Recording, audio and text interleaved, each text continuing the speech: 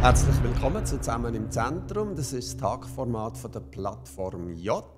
Heute habe ich einen Gast, der steht schon fast ein Vierteljahrhundert auf der Bühne, ist aber selber erst 46, ich hoffe, das stimmt, und hat mittlerweile sein 6. Soloalbum draussen mit dem Titel «Lieblingslieder». Willkommen, Richie. Danke vielmals.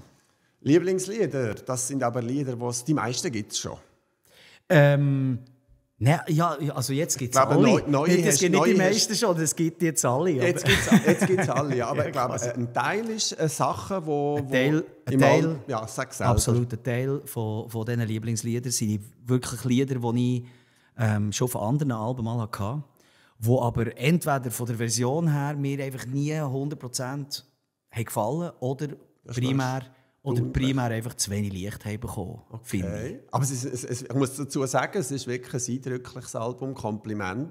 Danke vielmals. Es tönt sehr echt, zu dem reden wir dann noch, warum das so echt tönt. Wieso nicht gefallen?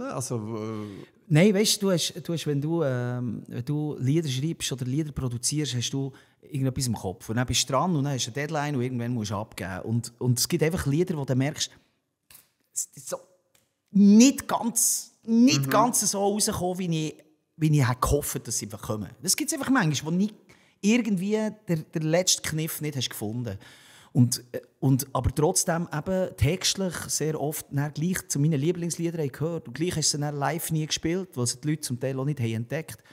Und diese Lieder wollte ich einfach noch mal ein bisschen in den Fokus rücken und denen, blöd gesagt, das letzte Quäntchen Liebe noch geben, was ihnen noch gefällt vielleicht. Sehr schön, ja. Es war früher eine B-Seite geworden, kann man sagen. Genau, absolut. Ja.